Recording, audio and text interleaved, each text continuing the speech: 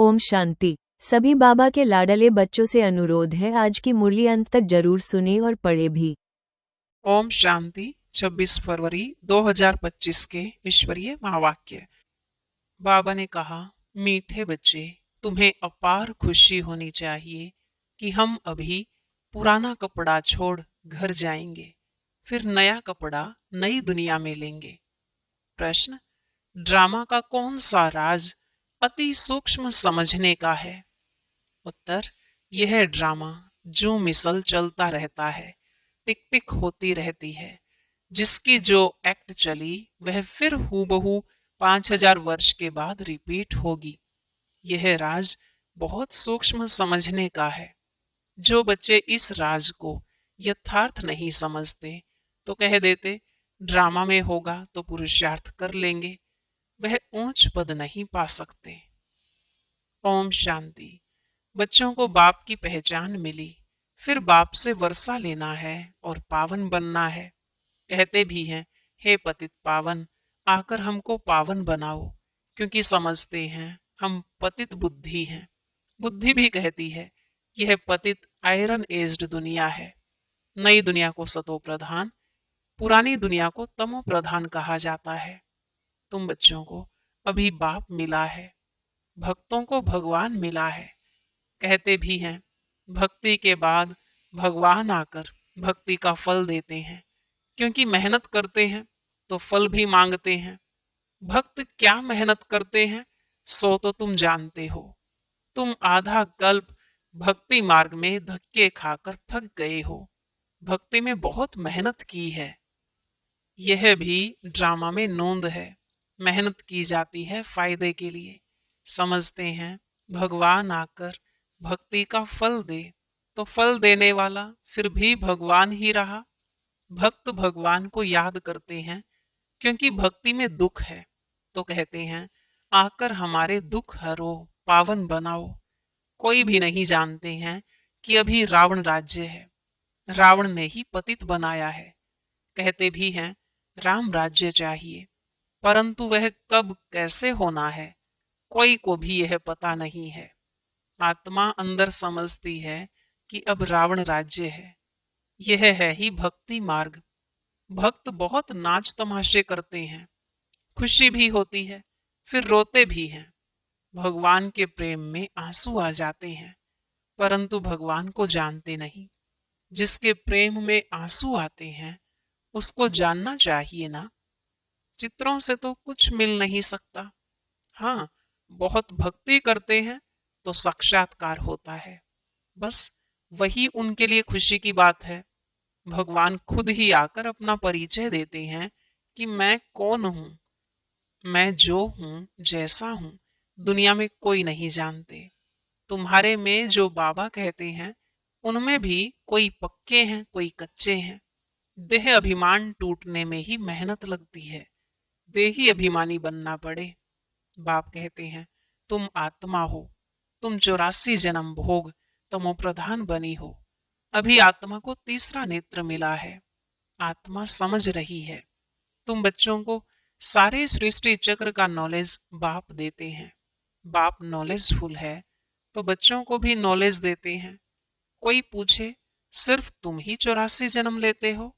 बोलो हाँ, हमारे में कोई 84 कोई 82 जन्म लेते हैं, बहुत में बहुत 84 जन्म ही लेते हैं। 84 जन्म उनके हैं जो शुरू में आते हैं, जो अच्छी रीति पढ़कर ऊंच पद पाते हैं, वह जल्दी आएंगे। माला में नजदीक पिरोए जाएंगे। जैसे नया घर बनता रहता है तो दिल में आता जल्दी बन जाए तो हम जाकर बैठें। तुम बच्चों को भी खुशी होनी चाहिए। अभी हमको यह पुराने कपड़े छोड़ नए लेने हैं। नाटक में एक्टर्स आधा घंटा पहले से ही घड़ी को देखते रहते हैं, टाइम पूरा हो तो घर जाएं। वह टाइम आ जाता है। तुम बच्चों के लिए बेहद की घड़ी है। तुम जानते हो जब कर्मातीत अवस्था को पाएंगे तो फिर यहाँ रहेंगे नहीं।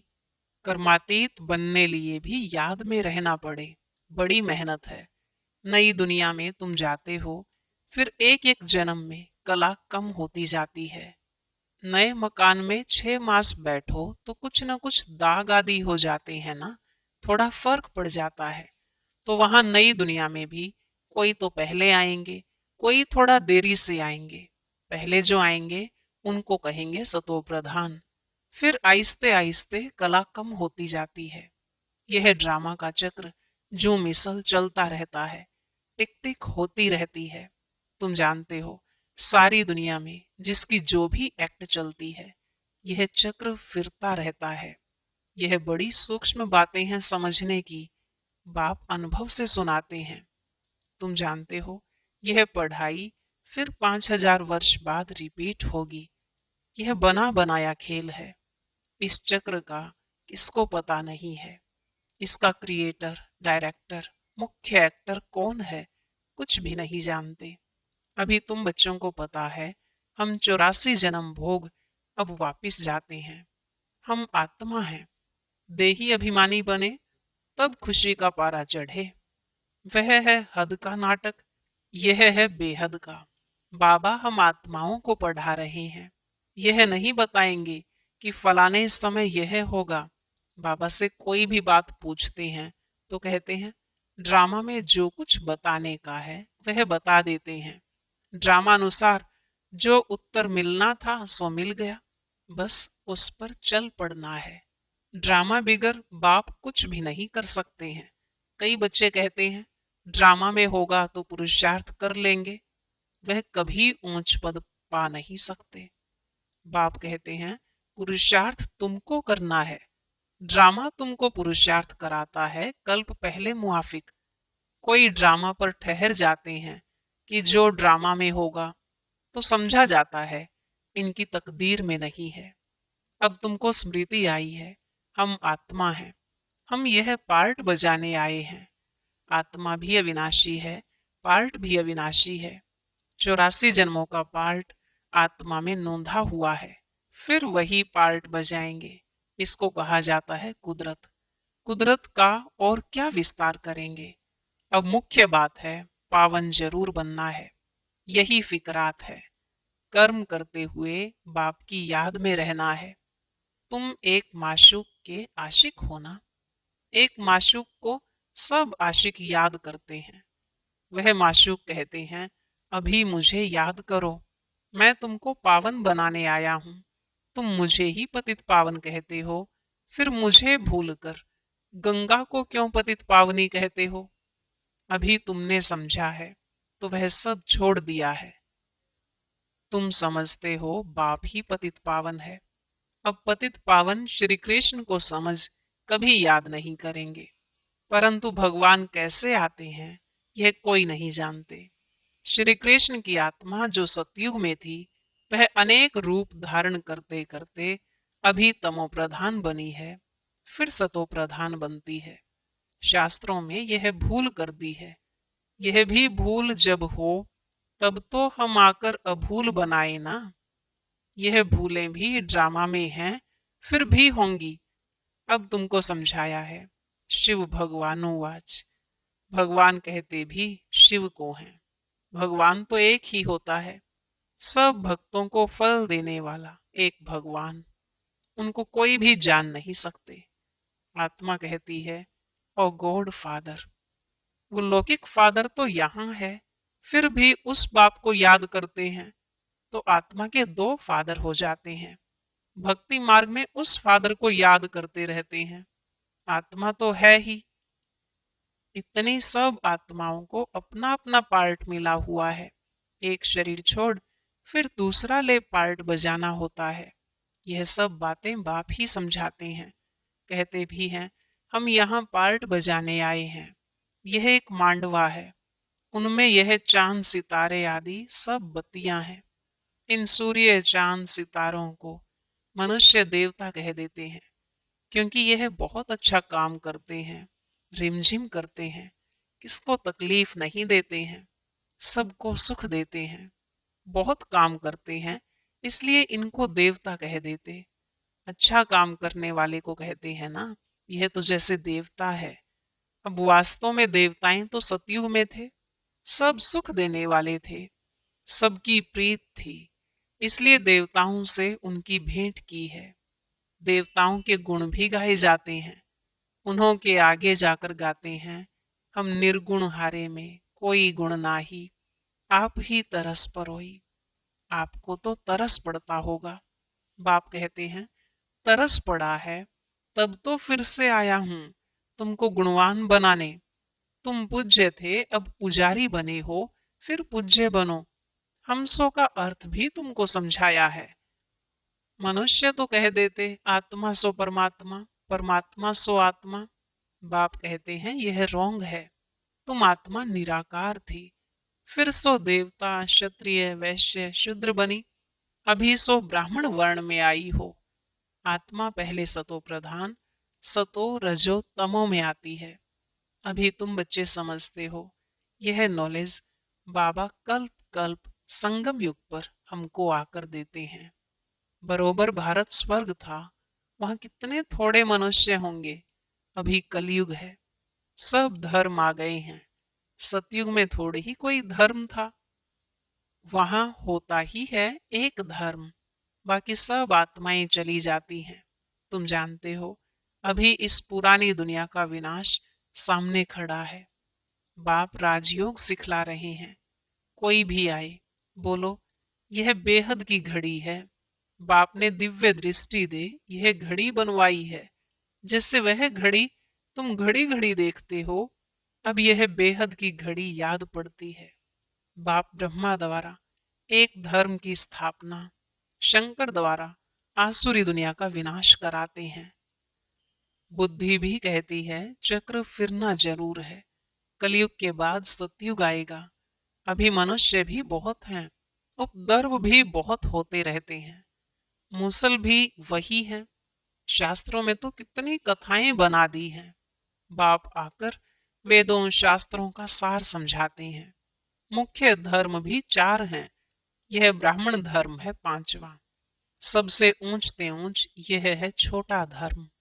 यज्ञ की संभाल करने वाले ब्राह्मण हैं। यह ज्ञान यज्ञ है। उपद्रव को मिटाने के लिए यज्ञ रचते हैं। वह समझते हैं यह लड़ाई आदि न लगे। अरे, लड़ाई नहीं लगेगी तो सतयुग कैसे आएगा? इतने सब मनुष्य कहाँ जाएंगे? हम सब आत्माओं को ले जाते हैं तो जरूर शरीर यहाँ छोड़ना पड़े।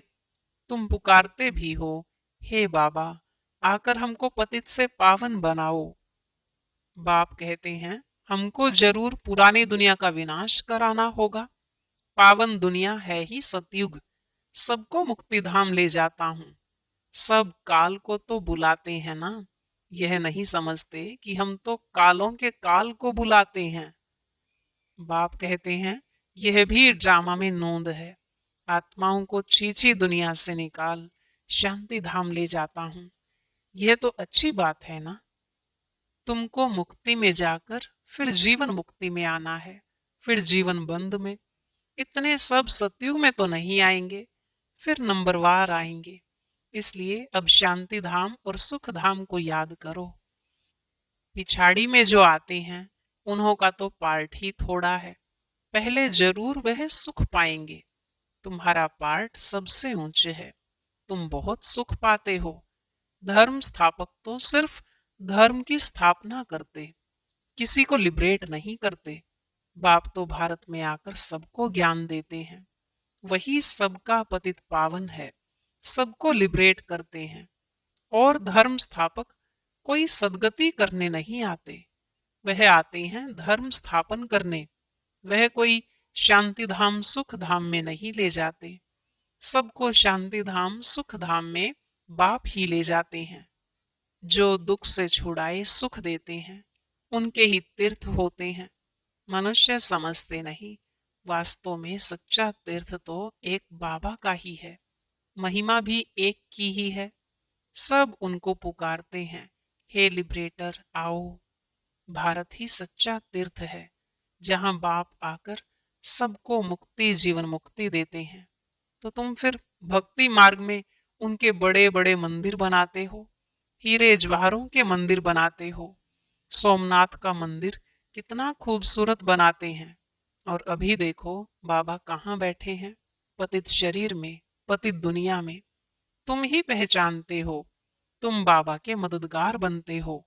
औरों को रास्ता बताने में जो मदद करेगा उनको ऊंच पद मिलेगा।